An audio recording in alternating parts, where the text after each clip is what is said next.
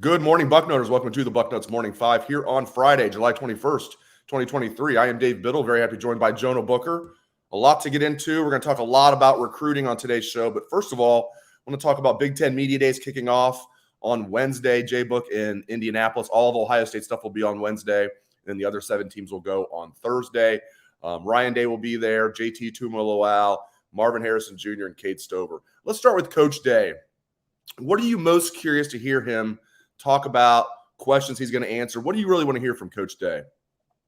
Well, he's not going to answer anything about the quarterback situation. So I would be curious, Dave, about his mindset going into the season. Where is he at mentally? Because he talked about it kind of post Georgia game, Dave, and he said he learned something from that game that he needs to be more aggressive in how the team feeds off his personality and how he's feeling about, keeping the pedal down to the metal. The Ryan Day that we saw against Georgia Day that was out there flexing and screaming and going nuts and, really had Georgia's defense in the blender there whenever he was aggressive. That's the Ryan Day that we need to see as Ohio State fans going into this year. I'm curious to know, will he carry that mindset over into this season? Because if he is, Dave, that team feeds off him. We need the pedal to the metal, yelling, fist pumping type of Ryan Day that's showing that energy on the sidelines because it's contagious. Now, I go back to this, Dave. How many times throughout the year with this football program did you see a player getting in another teammate's face to really like, hey, let's go? Fourth quarter, it's a battle, grabbing somebody by the face mask and said, let's do this. We saw it against the Michigan players where they were on the top of the bench saying, hey, we got them, we got them. We never really saw that type of energy from this Ohio State program. So if Coach Day can lead by example, bring that high energy, bring that intensity to the field going into this season, I think it can be contagious. I love it. I think you nailed it there. And what about Marvin Harrison Jr.? What are you most curious to hear him talk about? Well, obviously his goals, he said, recently in the offseason, he wants to get to Indy just to kind of honor his father. So I think that's one of his goals, as well as winning in the Biletnikoff Award. But I would like to hear from Marvin Harrison on the progress and the work that McCord has been doing in the offseason, because that's his boy. That's his guy that they've been training together in the offseason ever since they've been in high school. So I would like to hear from Marvin from his own mouth on what to expect from Kyle McCord heading into this summer battle.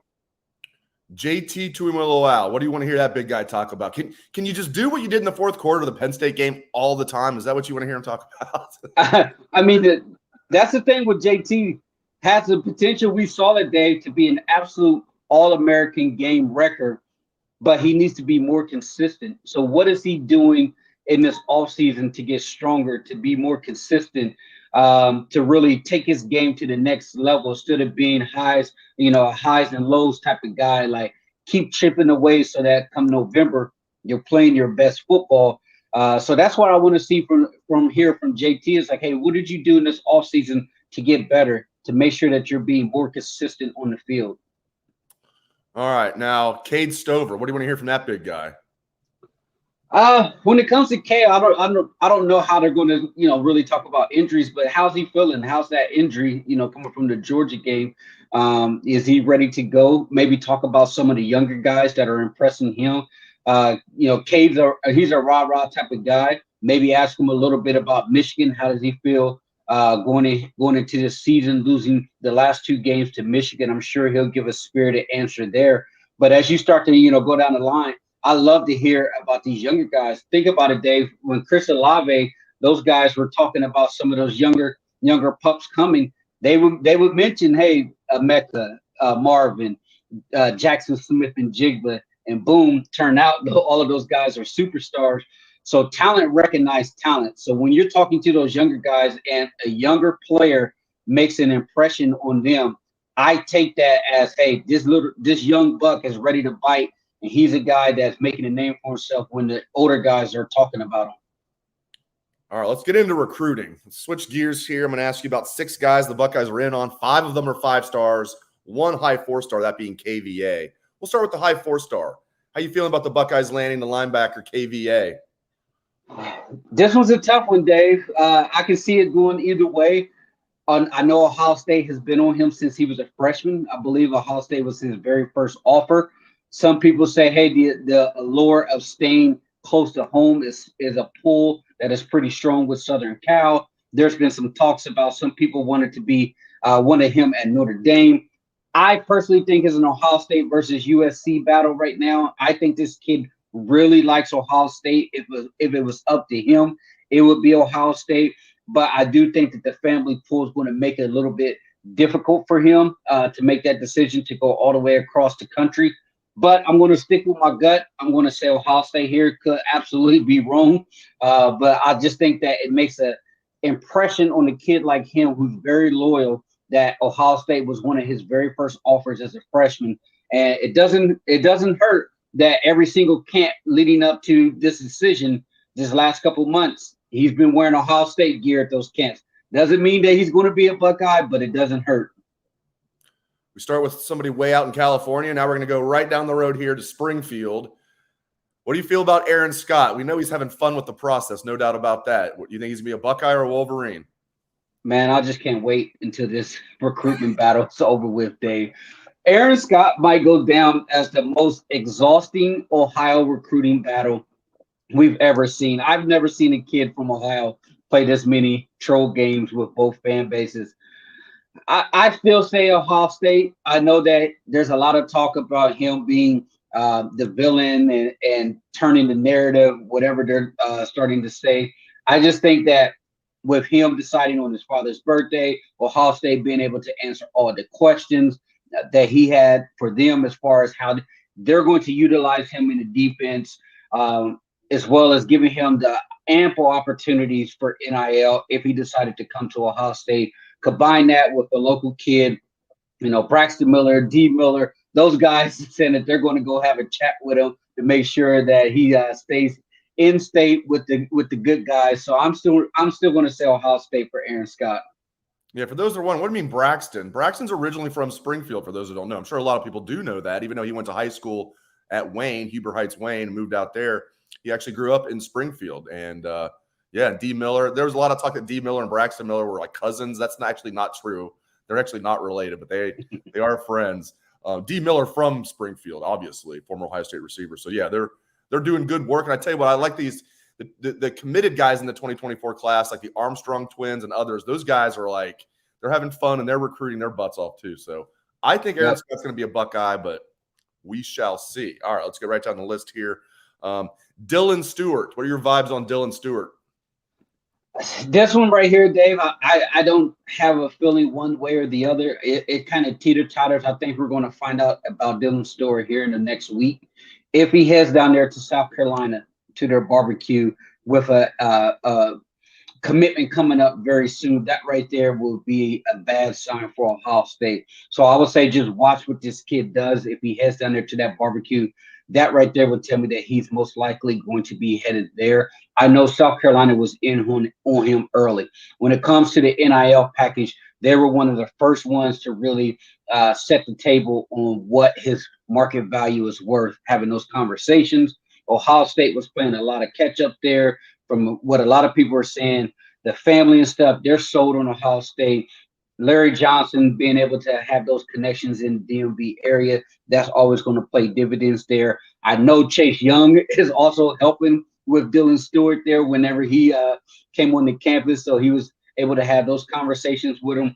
So right now, if I had to guess, it's a coin toss. I say Ohio State, but by no means do I feel comfortable with that.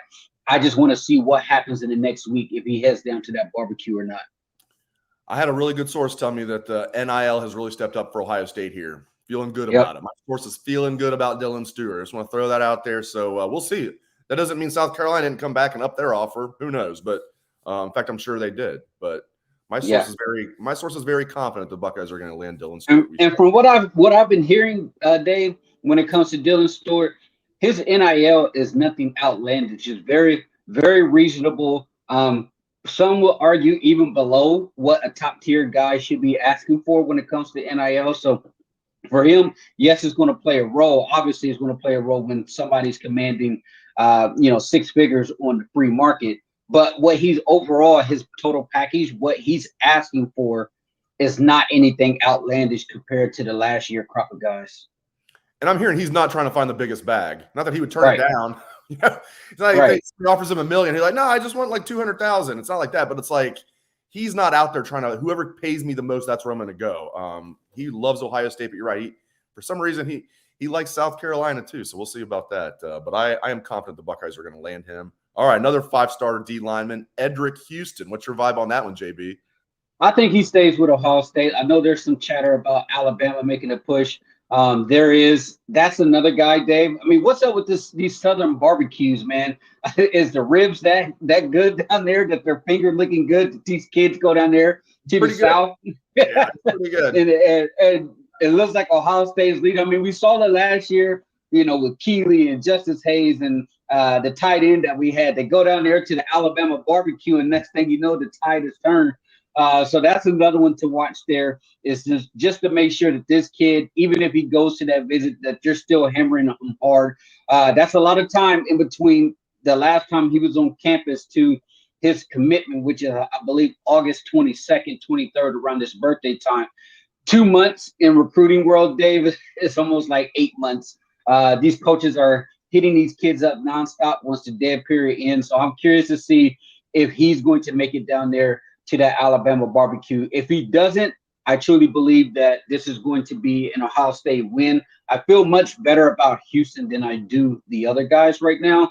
And if you venture over to the Georgia 24/7 board, they have some quotes from one of their insiders who went and visited Buford High School for their scrimmage. One guy that Ohio State fans, they're not very fond of, Dylan Raiola. He's their lead recruiter. He said that Georgia's looking to take 3 to 4 more guys, and Dylan listed the 3 guys that he's absolutely recruiting. And then they also have a 5-star linebacker that's not on his list that's been crystal ball to him that should be making a decision soon. So I think Georgia's looking at it as they're pretty much probably out of this running with Houston. So I think it's going to come down to Alabama and Ohio State for him. The question is, can the Buckeyes hold off Nick Saban? Because this is when the monster usually wakes up. Towards the end of the summer, he starts to make those moves. He gets those kids out there on his boat when they visit the barbecue, like he did Caleb Downs and his family. He gives them that one-on-one treatment. He takes them into to his mansion, and they got the omelet bar all set up. If you don't believe me, go check out the Alabama business. Those are some of the things that Nick Saban does whenever those kids head down there for that barbecue. So if Edrick Houston can resist heading down there, I think Ohio State will be in great shape heading into his commitment next month. Let's stay in the Peach State. 5-star safety KJ Bolden. What's your vibe there, Jonah? This one right here this might be a complicated one, because if you really follow this recruiting, Dave, every insider feels really good about where they stand with this kid. All of the Ohio State insiders that cover recruiting, they're all saying Bolden to Ohio State. Georgia feels great about where they're standing with him. Now, all of a sudden, Florida State insiders believe that they're right there neck and neck with Georgia. So that recruitment right there, that one is a hard one to go. I would say Georgia probably for this one. Maybe Ohio State wins this one, pulls it out. But my gut says Georgia. He stays in the South on this one. But I think Ohio State really made him think about where he wanted to go. They presented many opportunities for him as far as NIL. It's just a situation to where Georgia just lost a safety in their class that they really wanted to keep. So I think they're going to do everything that they can to try to keep KJ Bolden in state. I've asked you about 5 defensive recruits the Buckeyes ran on. Let's close with an offensive recruit. Brandon Baker, #1 offensive tackle in the country, 5-star young man from California. What do you think? Buckeyes have a decent chance here or no? Great chance. If you to believe our own Bill Kurelic and a lot of the Ohio State insiders, this is another kid that everyone believes that Ohio State is in great shape with. I think this is going to come down to an Ohio State versus Oregon battle. He's an Oregon legacy. The question is, will he take another visit? He said he wasn't going to take an official visit. He was looking at potentially doing an unofficial visit. I'm not sure when Baker's supposed to decide. I don't think he's set a commitment date yet, but I think Ohio State has done enough with Justin Fry to get into this battle, potentially surge ahead of Oregon. I know the Armstrong twins, they're recruiting him fairly hard. The families and everything have vibed really well with his family from what I was reading from the Bucknuts message board on how things went on his official visit. So this one right here is, okay, do you want to come all the way across the country, play for a title contender, potentially be a first-round draft pick if you look at Paris Johnson and be playing on a huge stage? Or do you want to follow the legacy of your family, go to Oregon, stay on the West Coast? I'm sure Phil Knight and Nike, they're going to give him a sizable NIL type of deal here. But it's just a matter of, what do you want as a prospect? Do you want to compete for a national championship, or do you want to play for a program who wants to come over to the Big Ten, who's stuck out there on the Cartoon Network where all their games are going to be played at in the future? That's a great way to end the show. You want to play on the Cartoon Network? You want to play with the big boys? What do you want to do? I love it. That's the question. Great stuff as always from Jonah Booker. Thank you very much, Jay Book. Thanks to all of you for tuning in. We appreciate it very much. Hope everyone has a great day and a great weekend.